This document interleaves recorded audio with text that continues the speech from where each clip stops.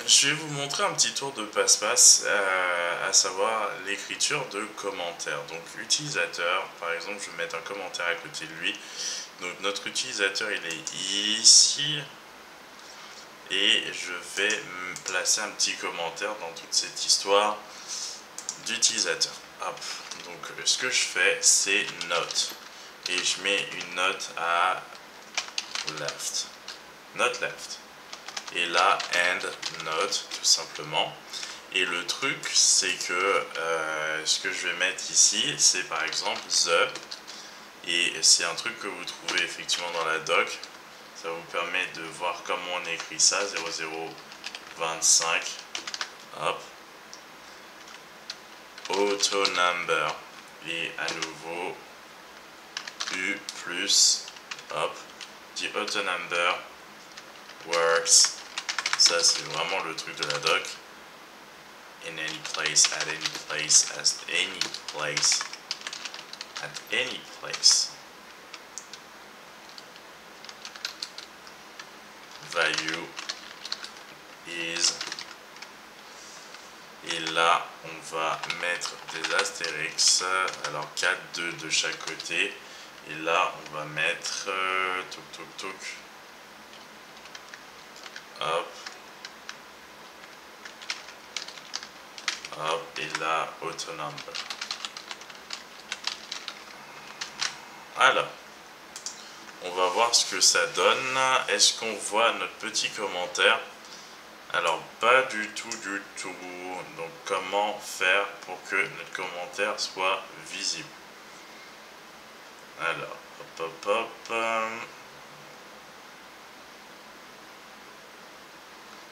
Hop, hop. On va... Alors là, j'ai mis endnote, note left. On va placer ça ailleurs. On va placer ça juste après sa petite action pour voir si ça fonctionne, et ça fonctionne. Donc voilà. Alors en l'occurrence, j'ai du mal à écrire quelque chose. Alors hop hop hop, its value is auto number toc toc. Alors pourtant j'ai écrit ça correctement, mais vu que l'auto number était en stop, donc ça risque pas de nous mettre de valeur. Donc on va mettre ça plutôt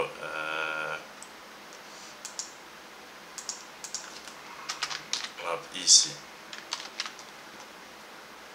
Et là, effectivement, ça nous affiche bien le commentaire. Alors évidemment, là, ça devient un peu trop vaste. Hop, hop, hop. Donc là, comme vous pouvez le voir, notre commentaire est affiché. On a la valeur effectivement du auto number, donc message 100 en l'occurrence, hein, ça correspond. Donc c'est parfait. Donc faire attention que vous placez votre note pour qu'elle existe et pour que ça ait du sens, du sens. Donc voilà.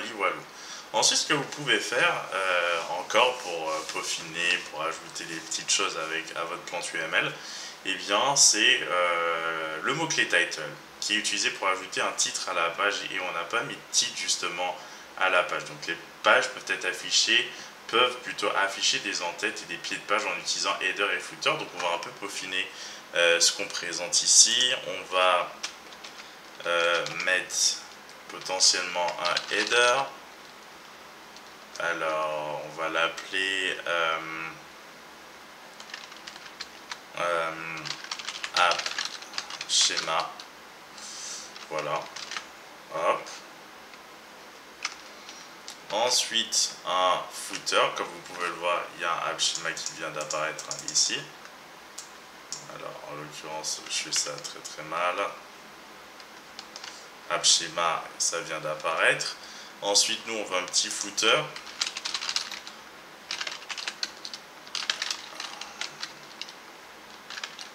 App schéma end. Et on a app schéma end ici.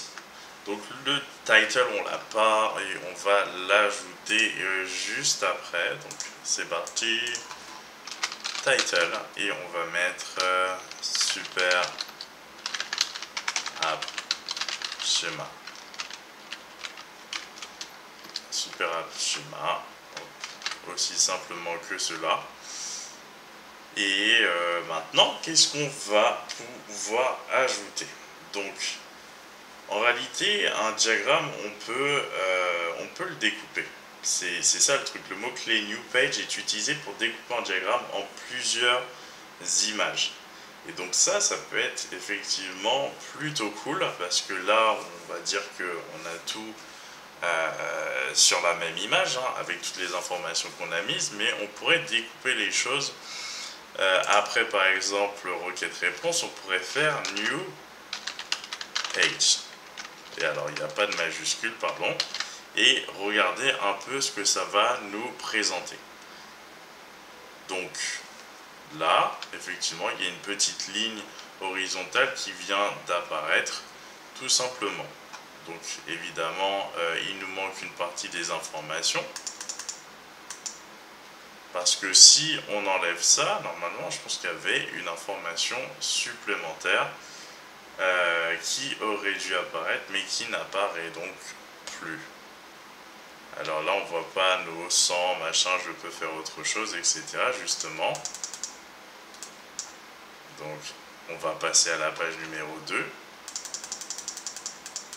Donc voilà, et là, je peux faire autre chose. Et là, on voit la suite de notre schéma. Ça, c'est plutôt cool. Maintenant, on a 2 pages. Et c'est donc ça que je voulais vous montrer dans cette petite vidéo.